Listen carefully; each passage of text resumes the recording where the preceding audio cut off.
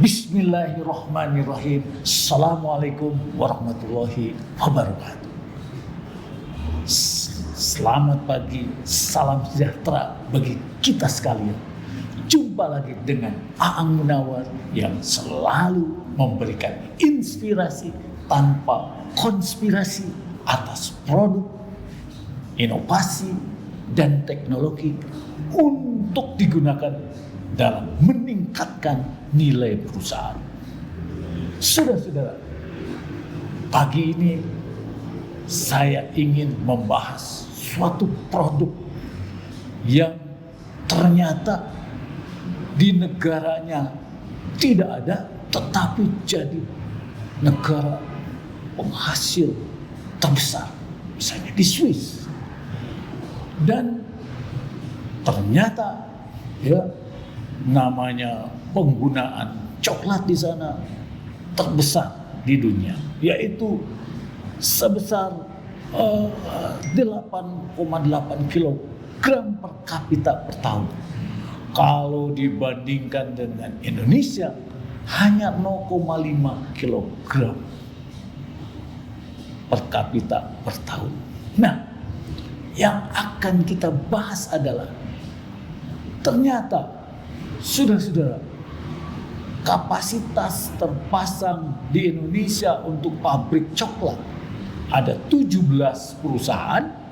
Itu kapasitas terpasangnya 800.000 ton per tahun. Nah, saat ini pabrik tersebut hanya terpasangnya adalah 55%, di mana 230.000 ton menggunakan bahan baku hasil dalam negeri dan 220.000 ton harus impor. Nah, ini artinya apa? Artinya produk atau komoditas kakao ini masih kekurangan di Indonesia. Tapi kenapa tidak menjadi komoditas pilihan selain dari kelapa sawit? Ya, nah ini yang perlu dibincangkan dengan sahabat saya, Pak Dr. Misnawi, yang beliau adalah pernah menjabat sebagai Direktur Pusat Penelitian Kopi dan Kakao. Nah, sehingga kita bincang-bincang mengenai budidaya kakao dan bagaimana pusat penelitian kopi kakao ini memiliki teknologi-teknologi yang dapat memberikan layanan kepada stakeholder kopi dan kakao. Nah, Assalamualaikum warahmatullahi wabarakatuh.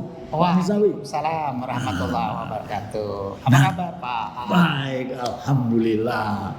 Pak Misnawi saat ini menjabat sebagai Chef Operasi Komersial dan Bisnis di PT RPM. Nah, Pak Misnawi, saya lihat bagaimana sebetulnya kesejahteraan petani kakao di Indonesia. Terima kasih, Pak. Pertama, saya sebelum menjawab itu, saya ingin mengulas sedikit tentang kakao. Kakao itu kalau dari sejarahnya, itu adalah minuman atau makanan para dewa. Jadi minuman makanan kita, para dewa. Karena Theobroma kakao itu artinya makanan para dewa. Dan saya sebagai peneliti juga pernah melakukan analisis dan juga dari referensi.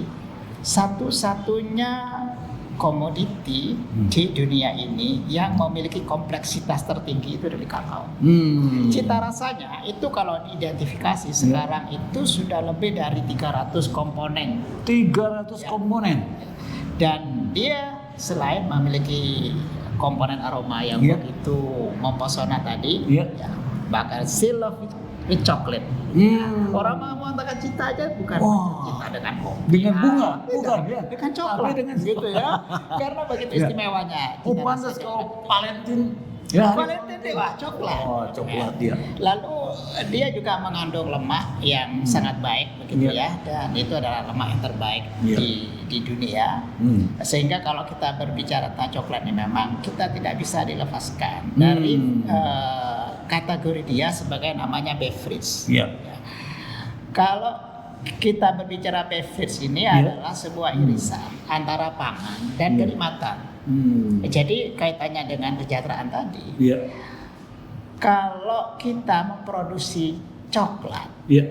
memproduksi bahan bakunya berupa kakao, Iya. tidak sama dengan memproduksi padi, jagung yang fungsinya adalah untuk gizi, untuk tenaga dan lain sebagainya. Nah, coklat ini inti dari value-nya itu ada di aromanya. Oh. Saya beli coklat itu karena aromanya, bukan karena barang yang berwarna coklat itu. Nah, supaya aromanya bagus, kalau di teh kemarin saya dengarnya adalah layuan sampai 3 kali. Tapi kalau di kakao bagaimana Pak Misnawi? Jadi kalau bicara tentang aroma coklat gitu ya, itu sebetulnya Indonesia itu juga termasuk rajanya. Bukan karena kita memang pernah menjadi produsen utama nomor 2 atau nomor 3 dunia, tetapi yang namanya Java kuku itu ya adanya di Jawa ini sejak zaman Belanda. Jadi Java kuku itu merupakan satu produk yang terbaik di dunia. Sampai sekarang sampai sekarang namanya Java kuku itu masih dicari. Saya kenal dengan dengan generasi ketiga dari salah satu perusahaan coklat, tidak saya sebut atas nama Etika di Amerika, yang sekarang sudah bertahun-tahun. Dia tidak bisa sampai saat ini tidak bisa menggantikan Java kuku itu dengan yang lainnya. Itulah uniknya. Tetap jadi. Artinya yang 17 pabrik tadi dia mengekspor ke berbagai negara, berbagai negara, termasuk ke yang perusahaan ini. Jadi tadi disebut-sebut tentang Swiss begitu ya. Ada satu kajian dan fakta, walaupun tidak dikaji, memang orang sudah semua tahu bahwa sebagai produk kenikmatan jumlah konsumsinya tadi dikatakan Indonesia hanya 0,5 kilogram, yang ini ada 12, ada 9. Kajiannya menyebutkan bahwa kesejahteraan yang semakin meningkat akan meningkatkan konsumsi coklat. Jadi kalau dilihat dari situ bahwa kesejahteraan sebuah negara atau masyarakat itu tidak akan dia terhindar atau tidak akan bisa menghindari untuk tidak makan coklat, gitu ya. Makanya kita sebetulnya tidak perlu khawatir bahwa kita akan kebanjiran atau kita akan kelebihan supply, karena semakin sejahtera, konsumsinya semakin tinggi. Coba saja lihat Indonesia yang dulu hanya 0,2, 0,3, sekarang sudah bergerak ke 0,55. Karena pembangunan mensejahterakan itu juga melihat terus meningkat.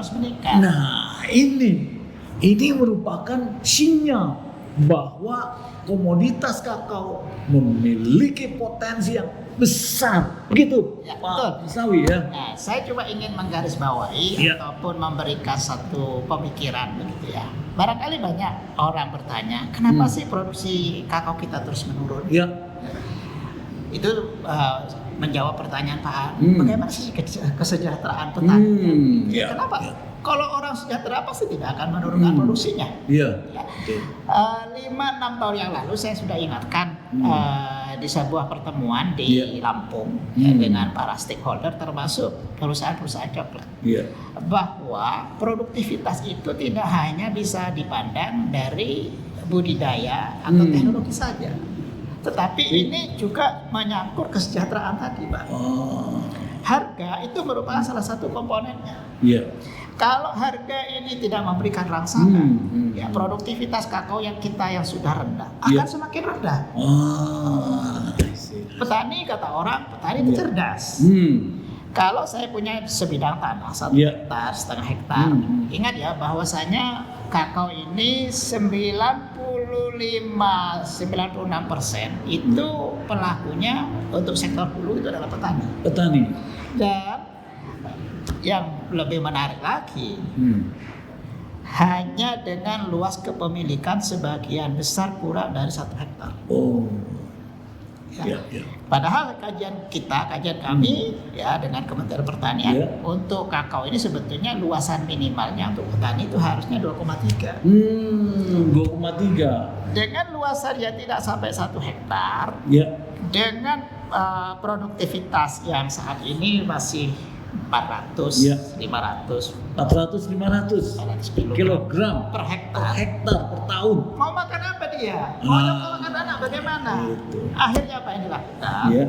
Bahwa petani tidak lagi fokus di pertaniannya. Ini bukan hanya berlaku di komoditas kakao ya, di komoditas lain juga seperti itu. Ya. Kalau dia sudah tidak fokus di komoditas Ya. kakaonya, maka dia akan berpindah kepada aktivitas lain. Kebunnya semakin ditinggalkan. Ya. Yang biasanya dipangkas, Ya. tidak dipangkas lagi. Nah. Karena penyakit meningkat, produktivitas juga makin turun. Turun ya. Itu jadi Nah ini. bukan kesalahan atas daya saing komoditi, Pak. Oh. Tetapi lebih kepada permasalahan pendekatan yang kurang sistematis, Kurang sistematis. dan sistemik, masif untuk Iya. meningkatkan Nah, gairah ini dia kakao. Pak. Jadi kalau saya menilai bahwa perusahaan besar, perusahaan kecil yang mereka mengkonversi ke komoditas lain yang lebih menguntungkan itu menjadi memang adalah suatu keharusan mereka melakukan switching gitu ya. Nah, namun demikian kita harus menyampaikan kepada masyarakat, stakeholder kakao, apakah budidaya kakao ini begitu sulitkah dan begitu rendahkah produktivitas per hektar per tahunnya? Jadi di setiap kesulitan Ya, itu pasti ada harapan dan Ya.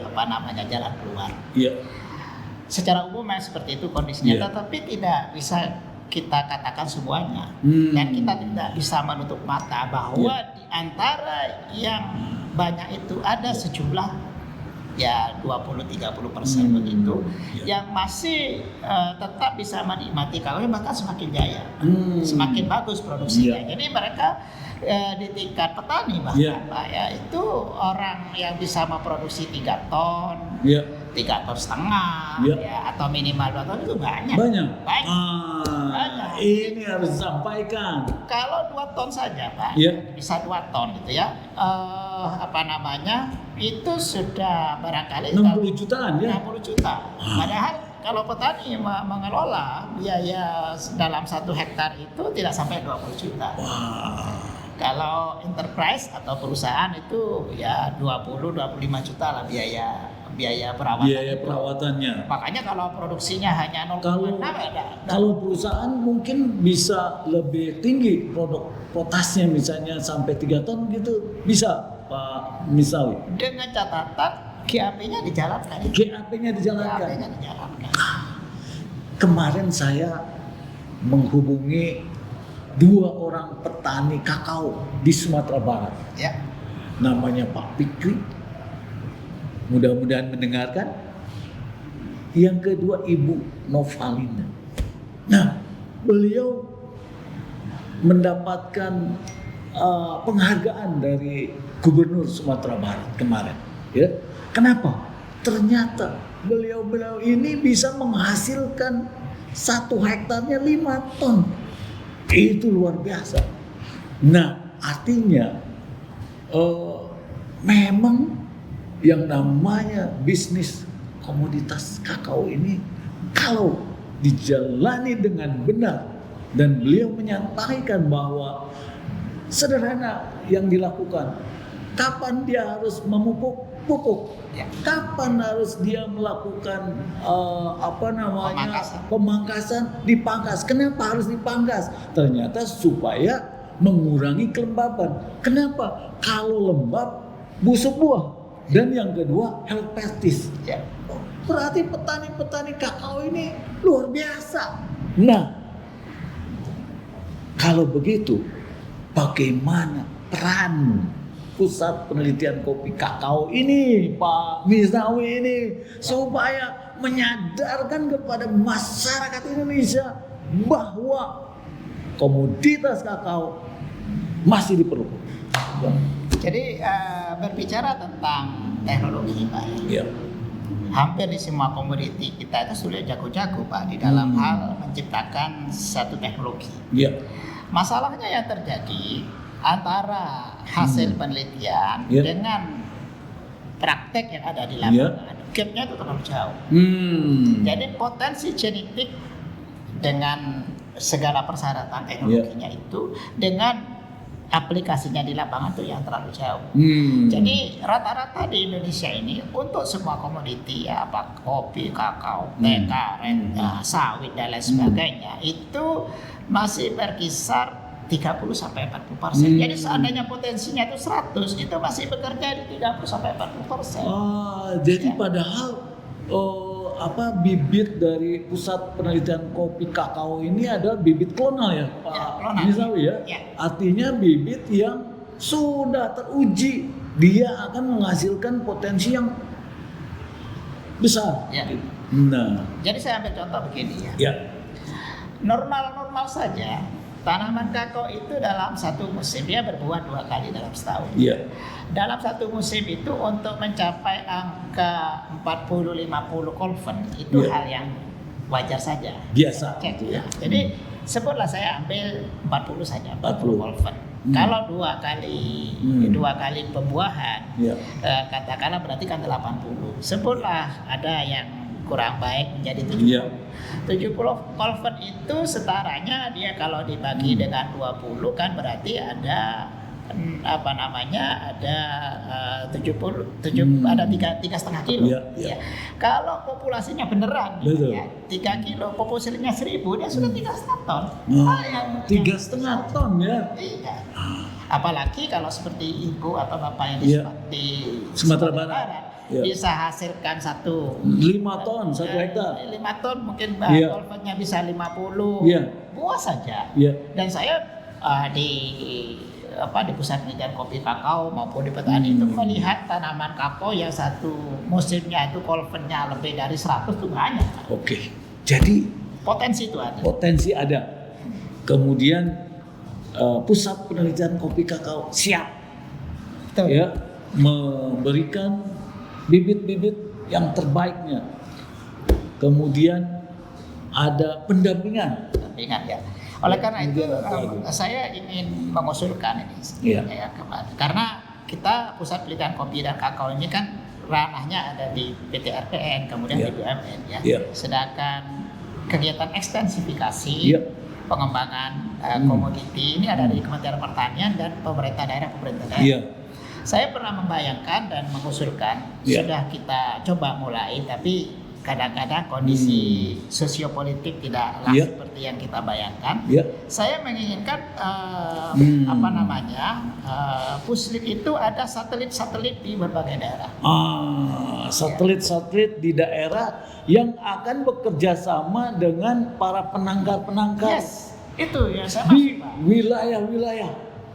That's right. Itu. Saya pikir itu memang harus diusulkan, ya, diusulkan ke pemerintah bahwa dibuat program-program dalam rangka meningkatkan kesejahteraan petani kakao, ya, sehingga ada penanaman bibit dari pusat penelitian kopi kakao yang justru akan memberikan manfaat buat penangkar di wilayah daerah. Gimana? Jadi satelit-satelit ini nantinya katakanlah dia ada di Sulawesi Selatan, Ya. Sulawesi Barat, di Papua dan Ya. sebagainya, dia akan membentuk orbit. Ya. Orbit ini akan bekerja sama dengan pemerintah daerah. Ya. Mereka punya dinas pertanian, Ya. dinas perkebunan Yeah. atau apapun lah namanya di situ. Kemudian pertanian sendiri, Yeah. yang sekarang berpindah ke BRIN, Betul. itu juga memiliki BPT-BPTP. Ah. Nah, sinergi 3 aktor ini, Pak, kalau dia ada di daerah di situ, Yeah. mulai dari bibitnya Yeah. sampai pemeliharaannya, pengawalannya, ini Yeah. bisa menjadi satu kekuatan. Ya, tidak usah mulu-mulu kita target lah 2 ton lah. Iya, 2 ton per hektar. Wah, itu sudah kita. Petani akan Iya. sejahtera. Nah, sekarang ini, Pak, kita punya luasan tercatat. Iya. Ya, walaupun sekarang namanya bilang saya punya kebun kakao 1 hektar. Sebetulnya tidak sampai karena tanaman kakaonya 1-2. Iya. Nah, kalau yang tercatat itu di Kementerian Pertanian luasannya itu 1,3 Iya. juta hektar dengan 2 ton. Iya. Maka dia akan jadi 2,6. Kita akan menggeser Ghana lagi. Iya, betul, Ya. betul. Sekarang Ghana sudah sudah mendekati angka 2 Iya. juta. Kalau Bantai Gading memang dia sudah 2 juta sekian. Indonesia sekarang, ya mohon maaf aja ya, mungkin ini menyakitkan, tetapi kita sudah ada di urutan barangkali 7 atau 8 gitu, tergeser, Artinya memang semakin berkurang. semakin berkurang gitu ya. Oke, jadi memang semakin berkurang itu supply demand. Jadi pada saat memang waktu itu harganya masih rendah gitu ya, produktivitas rendah. Nah inilah saya melihat memang pusat penelitian kopi dan kakao ini memiliki teknologi yang begitu lengkap gitu ya. Mulai dari teknologi sampai menghasilkan biji ya, sampai dari biji ini jadi coklat yang dikonsumsi. Nah, ini kan luar biasa nih Pak. Selain itu Pak, berapa tahun sih masa TBM dari kakao ini Pak? Ya, yang pertama mengenai masa TBM dulu sebelum bergerak hilir ya. TBM itu pusat kopi kakao itu sudah bisa memperpendek. Kalau dulu TBM-nya sampai 4 tahun. 4 tahun dulu. 4 tahun, sekarang 2 tahun sudah. 2 tahun. Ya. 2 tahun tuh. Ya. Ya, walaupun begitu dalam 2 tahun masa TBM, pusat-pusat penelitian ini punya banyak untuk menghasilkan uang gitu ya. Dalam masa TBM itu misalnya tumpang sari gimana Tumpang Pak? sari pasti ya. Jadi saya juga sudah minta kepada Ya. pusat kopi kakao Ya. untuk komoditi kopi kakao Ya. dan juga kepada pusat yang lain Ya. untuk komoditi yang lain ya. Dalam posisi saya sebagai SVP, saya bilang pendekatan kita sekarang ini bukan produktivitas komoditas, Ya. tapi kita harus berbicara produktivitas lahan. Lahan ya. Apa yang bisa diperoleh dari lahan itu? Betul. Mungkin ini Ya. ada tanaman kakao, ada pisang, ada kacang, tanaman pangan dan lain sebagainya. Tanaman jagung masa konversi, tanami dengan tanaman pangan dan lain Betul. sebagainya. Jadi jangan ego dulu. Kalau dulu kan egonya harus berkultur. Kalau sudah tanamnya kakao, ya ini adalah tanaman kakao kan begitu ya. Tapi sekarang mah outcome dari lahan tersebut ya. Ya, Oke. yes. Terus Nah, kemudian peluang yang kedua bagi Indonesia ini sebetulnya kesempatan. ya. Dalam posisi kita produksi nasional kita lagi rendah seperti ini adalah kesempatan untuk memperbaiki diri dalam artian kakao kita janganlah lagi kita menjadi sebagai pengisi saja atau pelengkap penderita. Iya. Karena selama ini selalu pabrikan itu mengambil biji kakao yang sebagian besar, yang fermented dan lain sebagainya itu hanya sebagai filler, sebagai pengisi. Sedangkan aromanya itu diambil dari kakao dari Afrika Barat, ya dari Ghana, dari Pantai Gading dan sebagainya. Kita haruslah sekarang itu menjadi pengisi utama. Oleh karena itu pendekatannya selain produksi tadi Pak, maka quality harus kita jaga. Quality-nya. Ini kesempatan. Lalu yang kesempatan yang berikutnya adalah penumbuhan artisan coklat. Sekarang sudah tumbuh alhamdulillah. Tapi ini masih kurang masif lagi. Masih kalah masif dari kopi. Ya, jadi untuk yang coklat ini harus lebih ditumbuhkan lagi. Jangan lagi berpikir bahwa coklat itu hanya makanannya para dewa. Gitu ya. Sekarang anak-anak kecil juga sudah. Tapi sekarang sudah mulai banyak Pak di rumahan rumah coklat. Ya. Kemudian di situ ada semacam apa dapur coklat, ya. Artinya sebetulnya masyarakat mungkin karena sudah terjadi peningkatan pendapatan, ya, sehingga memang kebutuhan akan coklat ini meningkat. Betul. Lanjut, Pak. Ya, jadi itu peluang itu harus kita manfaatkan, harus dimanfaatkan. Ya. Kita harus isi dengan produk dalam negeri. Ya. Meningkatkan ekspor itu juga sama dengan mengurangi impor. Ya. Jadi karena kita kesejahteraan kita meningkat, konsumsi coklat meningkat. Kalau tidak diimbangi dengan diisi oleh produk kita dalam negeri, maka kita harus melakukan impor. Jangan bernasib seperti gula, dulu kita jadi eksportir terbesar ketiga, misalnya atau kedua, sekarang jadi importir terbesar kedua. Nah, kakao kita pernah menjadi eksportir, jangan nanti jadi importir nomor 1 dunia, begitu ya. Iya, betul. Jadi ini adalah peluang yang sangat bagus dan memang pusat penelitian kopi kakao ini sudah bisa di industri hilir. Ya. Kakaonya begitu luar biasa, ya, tidak kalah dengan coklat dari Swiss. Ya. Saya melihat gitu ya. Nah, ada lagi Pak Mis yang mau disampaikan kepada hadirin? Saya terakhir barangkali. Ya. Sekompleks aroma coklat itu, Ya. maka sekompleks itu juga permasalahan di coklat. Tapi di tengah kompleksnya permasalahan itu, Ya.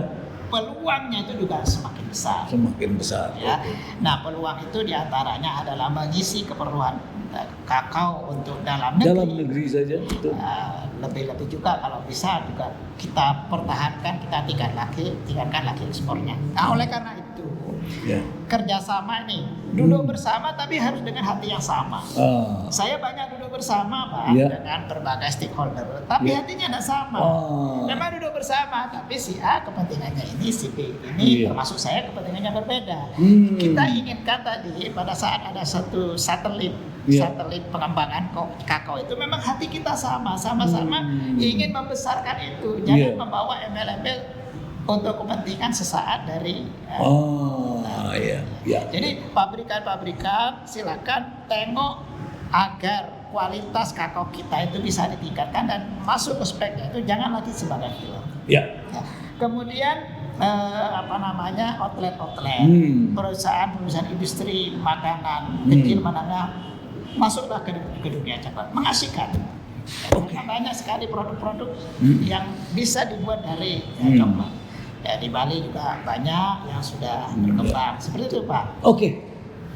Tapi ini memang akan menjadi tugas pusat penelitian kopi kakao untuk mendiseminasi ya bahwa peluang komoditas kakao ini begitu hebat dan juga teknologi-teknologi dalam mengantisipasi penyakit, ya, kemudian hama, ini harus benar-benar disampaikan. Dan saya yakin pusat penelitian kopi kakao mampu menyediakan kebutuhan baik bibit, kemudian apalagi Pak Misnawi?